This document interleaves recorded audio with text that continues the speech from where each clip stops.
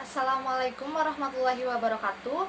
Kami dari kelompok 5 akan menjelaskan sedikit materi mengenai sistem muskuloskeletal dari mata kuliah anatomi fisiologi yang diampu oleh Bapak dosen Syamsul Arifin. Kami terdiri dari 4 anggota. Yang pertama ada Anik Azahta dengan nomor NIM 093. Yang kedua ada Agil Ayu Agustin dengan nomor NIM 094. Yang ketiga ada Dias Kurnia Islamia dengan nomor NIM 096. Dan yang keempat ada Zahra Fitri Hidayati dengan nomor NIM 101. Jadi, materi yang akan kami bahas pada video kali ini adalah sistem muskuloskeletal. Muskuloskeletal terdiri dari dua kata, yaitu muskulo yang berarti otot dan skeletal yang berarti tulang. Muskul atau muskular adalah jaringan otot-otot tubuh. Ilmu yang mempelajari tentang jaringan otot-otot tubuh biasa disebut dengan ilmu miologi. Yang kedua ada skeletal atau osteo, adalah tulang kerangka tubuh. Ilmu yang mempelajari tentang tulang kerangka tubuh biasa disebut dengan ilmu osteologi. Muskuloskeletal juga biasa disebut dengan lokomotor. Yang selanjutnya adalah sistem pergerakan. Nah, dalam tubuh manusia, sistem pergerakan dibagi menjadi 4 bagian. Yang pertama ada syaraf, kedua tulang, ketiga sendi, dan keempat otot. Syaraf adalah serat-serat yang menghubungkan organ-organ tubuh dengan sistem syaraf pusat, yaitu otot dan sumsum tulang belakang, serta antar bagian sistem syaraf yang lainnya. Yang kedua adalah tulang. Tulang yaitu organ dengan struktur keras dan kaku yang membentuk kerangka manusia. Yang ketiga adalah sendi. Sendi yaitu bagian yang menghubungkan antar tulang dan membantu tubuh dalam bergerak. Yang keempat adalah otot. Otot adalah sebuah jaringan dalam tubuh manusia dan hewan yang berfungsi sebagai alat gerak aktif yang membantu menggerakkan tulang. Fungsi umum tulang. Pada umumnya, tulang memiliki beberapa fungsi umum, yaitu sebagai formasi kerangka, formasi sendi-sendi, perlengketan otot, sebagai pengungkit, penyokong berat badan, proteksi, hemopoiesis, imunologi, dan penyimpanan kalsium 97%. Fungsi khusus tulang. Seperti namanya, fungsi khusus tulang dibagi menjadi 4 bagian-bagian khusus. Yang pertama pada sinus-sinus paranasalis, yaitu untuk menimbulkan nada pada suara. Yang kedua pada imel gigi, yaitu untuk menggigit, memotong, dan menggilas makanan. Yang ketiga pada tulang kecil telinga, yaitu untuk mengkonduksi gelombang udara. Yang keempat pada panggul wanita, yaitu untuk membantu dalam proses partus. Faktor pertumbuhan tulang. Tulang dalam pertumbuhannya dipengaruhi oleh beberapa faktor, yaitu ada faktor genetik atau faktor keturunan, faktor nutrisi, faktor endokrin, faktor persyarafan, faktor mekanis, dan penyakit-penyakit tertentu. Secara garis besar, fungsi tulang adalah sebagai berikut. Yang pertama, untuk melindungi bagian-bagian tubuh yang lunak. Yang kedua, untuk melakukan pergerakan. Yang ketiga, sebagai kerangka bagi tubuh sehingga tubuh dapat berdiri dan bergerak. Struktur tulang. Yang pertama itu ada korteks. Yang kedua, periosteum. Yang ketiga, ielomero.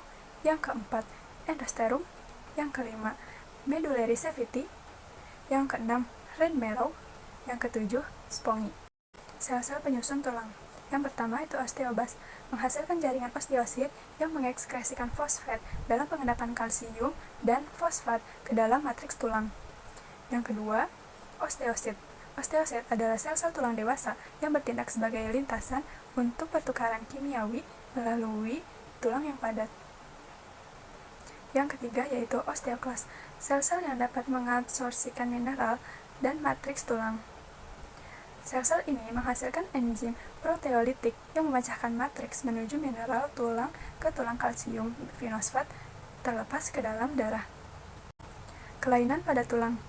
Yang pertama itu ada lordosis. Lordosis adalah keadaan punggung yang melengkung ke dalam. Kyphosis adalah keadaan punggung bagian atas yang membengkok tidak normal. Yang ketiga yaitu ada osteoporosis, kondisi ketika tulang menjadi lemah dan rapuh. Alat gerak aktif, otot atau muscle. Sistem otot terdiri dari yang pertama yaitu ada otot, kumpulan sel otot yang membentuk jaringan dan berfungsi untuk menggerakkan organ tubuh. Yang kedua ada fascia, Jaringan ikat membentuk lembaran yang menyeliputi otot. Yang ketiga ada tendon. Jaringan ikat yang memiliki kekuatan tarik yang sangat tinggi yang menghubungkan otot dengan tulang. Otot adalah suatu jaringan dalam tubuh manusia ataupun hewan yang berfungsi sebagai alat gerak aktif yang menggerakkan tulang atau bagian tubuh yang dapat melakukan pergerakan sendiri. Otot ini diklasifikasikan menjadi 3 jenis, yaitu otot lurik, otot polos, dan otot jantung. Otot memiliki kemampuan memendek atau berkontraksi dan memanjang atau berelaksasi.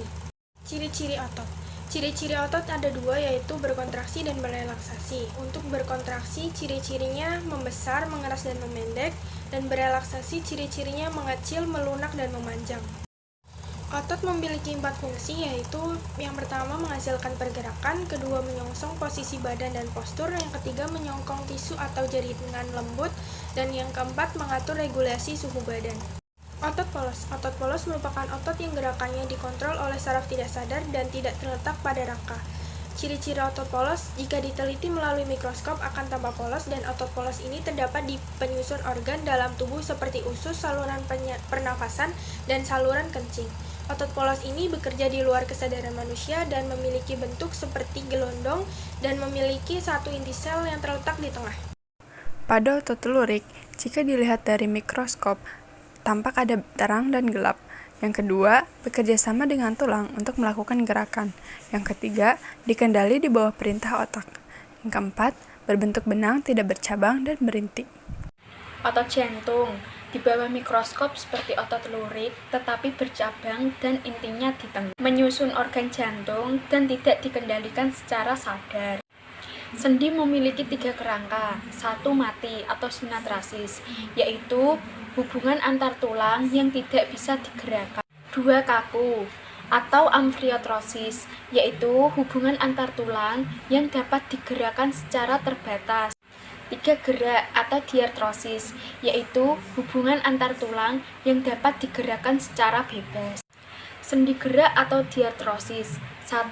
Sendi peluru antara lengan atas dan bahu, antara gelang punggul dan paha, sendi engsel, siku, dan lutut.